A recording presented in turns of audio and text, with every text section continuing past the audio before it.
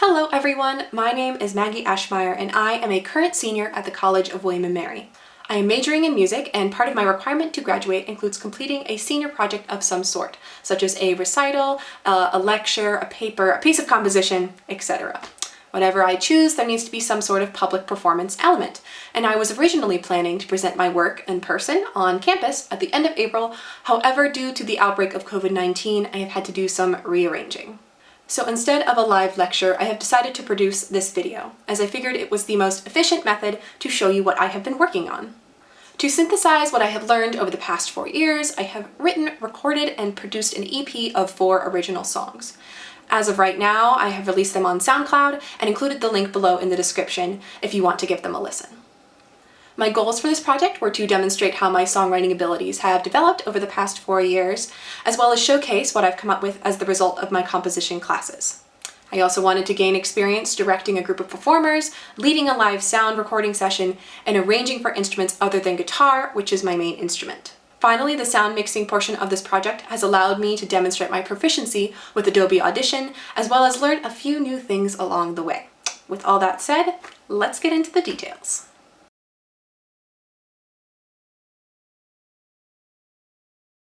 All 4 songs were recorded in Yule Recital Hall at William & Mary with the help of the live sound class. 1 song was the result of a session from back in November 2019, while the other 3 were recorded in a 4-hour-long session in February 2020. Based on time constraints and the availability of musicians, I decided to arrange the 3 songs recorded in February for piano, guitar, percussion, and vocals, while I performed the song recorded in November with just vocals and guitar. I'm now going to show you some pictures from the recording day so you can get an idea of what our setup looked like. In both sessions, we used 2 AKG C414s to record the guitar and vocals, with a pop filter for the vocal mic that is secured very securely with gaff tape. We used 2 AT4040s for the piano, one of which was on the bass and one of which was on the treble. Then we used another AT4040 for the cymbal, 1 Pro 37 for the shaker, and 1 AKG D112 for the bass drum. Nearly all of the mics we used were condensers, which can catch a bigger breadth of sound in higher frequencies because they're more sensitive. And we used these for all but the bass drum because we wanted a warm, crisp sound that could capture the ambience of the room as much as possible. The only dynamic mic we used was the D112 for the bass drum, because we needed something that wasn't too sensitive due to the forceful nature of the drum's sound. In hindsight, this all worked pretty well, although there was more bleed, particularly on the vocal mic, than what I had accounted for. This could have been prevented if we'd moved the piano farther back. It was fine, but it made editing out small mistakes or pops more difficult. Yet I'm still glad I got to record in Yule Recital Hall due to its wonderful acoustics. And directing a live sound session was a newer experience for me, as I had done studio sessions recording 1 track at a time for my own songs before. I am now going to go through each of the 4 songs on the EP individually and highlight the most important aspects of each song, as well as tell you what I've learned. You haven't seen April till you've seen rain. The first song on the EP is called April and is the only one included on the EP that I didn't write while at William & Mary. I wrote it back in 2014, and it was the first song I'd ever written that I was truly proud of, mostly due to the fact that I thought it felt genuine lyrically. I've named the EP after April not only because it was written first, but because the form, sound, and lyrical content of this song have partially been the basis for my own personal style. For example, April and nearly all of the subsequent songs follow a basic pop structure, as in they have a verse, chorus, bridge, etc., stay mainly in one key, and center around the 1, 4, 5, and 6 chords. However, there are also several non-diatonic chords thrown in for harmonic interest. Additionally, there is a lyrical technique present in this song that carries throughout the others. I generally aim to make my songs about a feeling or an event that is personal to me, but I also don't want to make them so personal that other people can't relate to them. One way I accomplish this is by using a specific physical description or detail to ground the song. For example, in this song I mentioned Sweet 16s. This specific detail is the glue between bigger or more general concepts, so this way the song is relatable without being a conglomeration of vague statements. This is a technique I continue to use throughout the EP, most frequently in Morningside. I almost always write words before music, and in the case of April, the chorus in particular is what I came up with first. This is the only song on the EP in which the chorus comes before the verse, and that was very much on purpose. as the chorus is a question and I wanted to repeat it as many times as possible to mimic the question rolling around in my brain. I originally wrote this song on the guitar. For the arrangement, I really wanted to play off the rain aspect present in the lyrics and the messy open suspended chords, such as.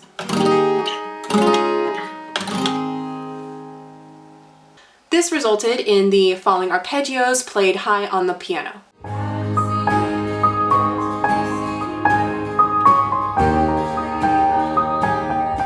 As well as the few sections where the piano has a repetitive, thundering bass line.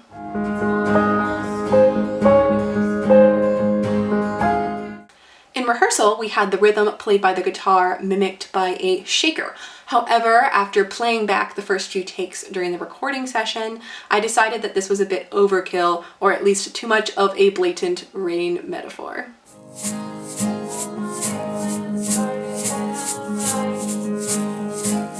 So Rourke, the percussionist, cut it out and maintained the cymbal line with some slight improvisation, and I liked how the end result ended up mimicking intermittent crashes on thunder.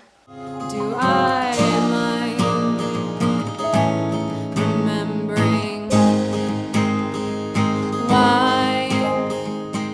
I really enjoyed getting to breathe some new life into a song that I have been playing for so long, and the recording experience was a good lesson in how it can be hard to hear an arrangement fully and objectively while you're in the middle of playing it.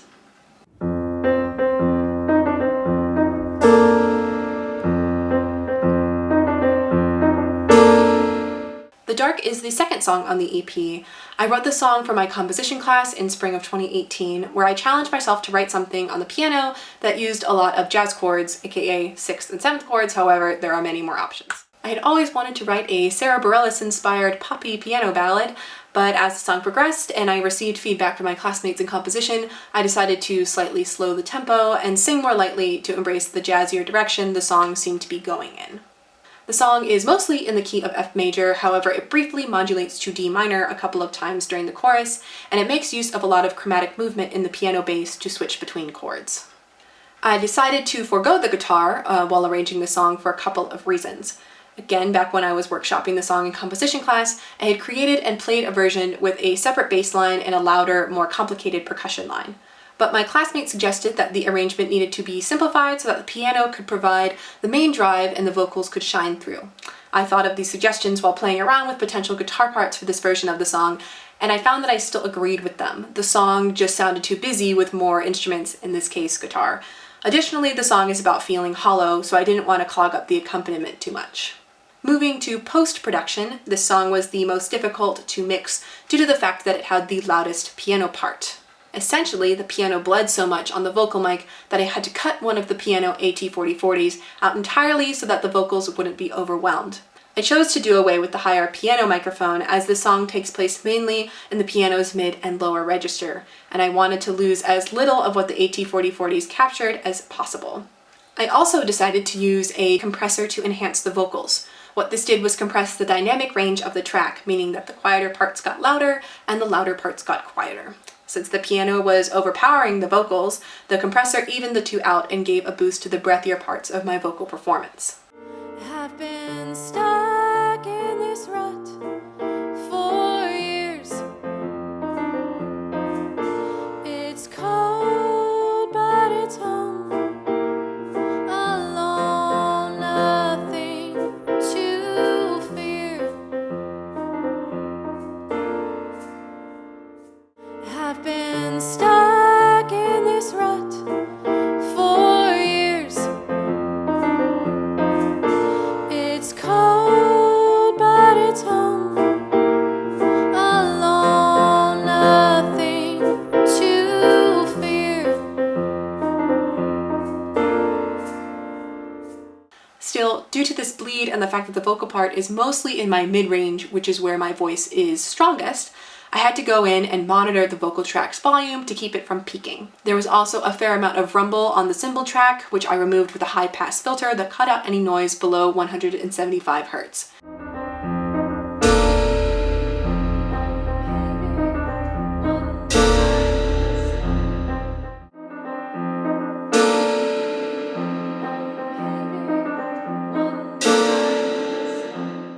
Finally, I added substantial reverb to each track, although I was careful to keep the reverb dry and to not have a high percentage of early reflections, as such a swirly sound with a rhythmic piece would have sounded messy.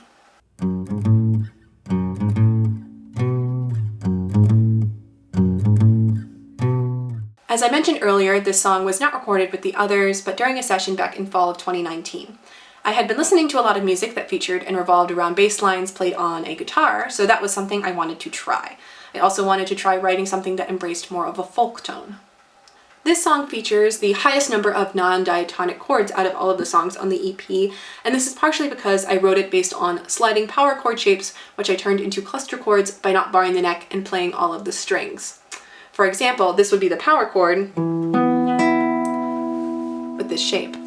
But instead of barring it or just playing those 3 strings, I decided to do this. Essentially, I didn't really care if the chords were meant to be in the same key, only that I could switch between them in a seamless fashion. This means that, like the dark, a lot of the chord changes are achieved through chromatic movement. This song is based in the key of F sharp minor. And the verse is just bass notes ascending the F sharp minor scale. During the chorus, if I had only strummed these 3 strings,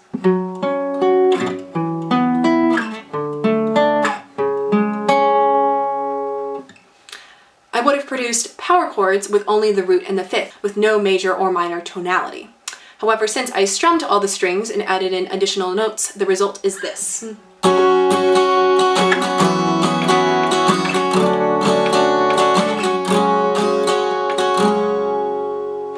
The chorus starts with an F sharp 5, which is the only chord that remains a power chord and functions as the 1.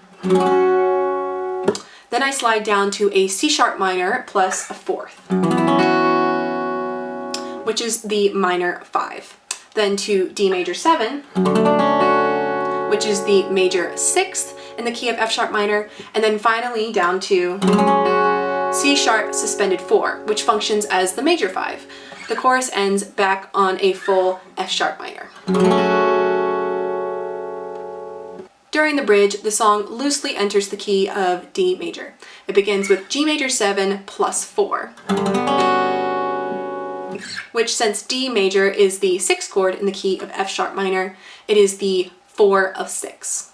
Then it goes to A6, which is the 5 of 6, or the major 3 in the key of F sharp minor. These 2 chords repeat several times, and then the song slides into G sharp 7 plus 4, which can be interpreted as either the 5 of 5 or a major 2 in the key of F sharp minor. Again, the transitions between these chords are mainly accomplished through chromatic movement. There was a method to my madness when it came to writing a song with a wonky tonal center, and that was to convey the feeling of unease that is discussed in the lyrics.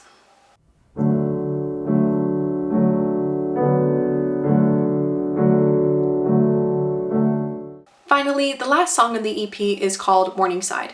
I had written several piano ballads before that I was unsatisfied with, mainly because my previous attempts included uninspired chords and lyrics that I, in hindsight, found too sappy. However, I wanted to succeed in writing a slightly rock-inspired ballad. If I had to name an influence for the song, I would say the song Big White Gate by Grace Potter, which is one of my favorite songs, so you should check it out if you have the time. And I am fairly pleased with the result. As I mentioned while discussing April, the lyrics of the song start off focusing on the concrete elements of space, which I did to ground the song before moving on to more vague concepts. The song doesn't really have a defined chorus and instead functions as 4 verses separated by 2 bridges. It is in the key of D major, and instead of regularly using the 5 chord to lead back to 1, as is a little more common in pop music, the song focuses more on the relationship between 4 and 1. This was a conscious choice as the subdominant is used in a lot of hymnals and church music, and I wanted this song to have that same soothing, homey feel.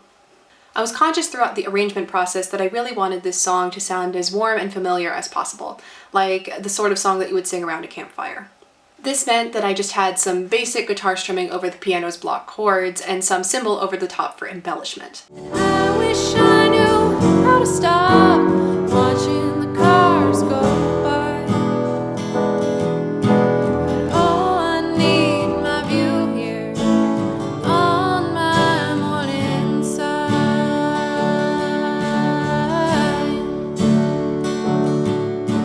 While mixing to get that warm, sentimental tone, I focused heavily on reverb. Unlike in the dark, where the rhythm prevented me from letting the reverb get too wet, the slower pace of Morningside allowed for a more shimmering sound. In rehearsal, we had to focus a lot of attention on not speeding up. Actually, the song was originally going to be the song I performed solo, and I spent 2 recording sessions with the fall 2019 live sound class trying to get it right. After listening to those recordings, I decided that my performance was A, too fast, and B, too lonely.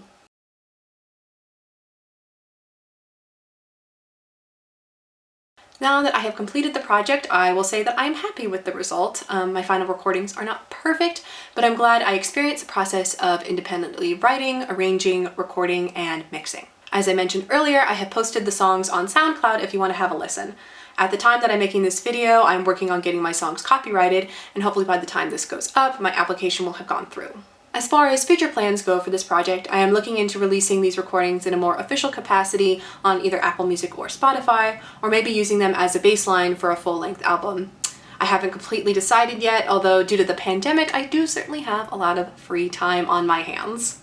I want to thank everyone who helped me complete this project. My wonderful accompanists, Grace Lyons and Rourke Fernandez, the live sound students who helped record me, who were Cecilia Armstrong, Colin Carmody, Ishan Deb, Hannah Warner, Abigail Zahl, Ann Turner, and Atia Hawk, and finally Professor Christopher De Laurenti, who has advised me and guided me through this entire process. Of course, I would also like to thank everyone in the William & Mary Music Department, as I have learned so much from you over the past 4 years. Thank you for taking the time to watch this video, and I hope you stay safe and healthy during this crazy time.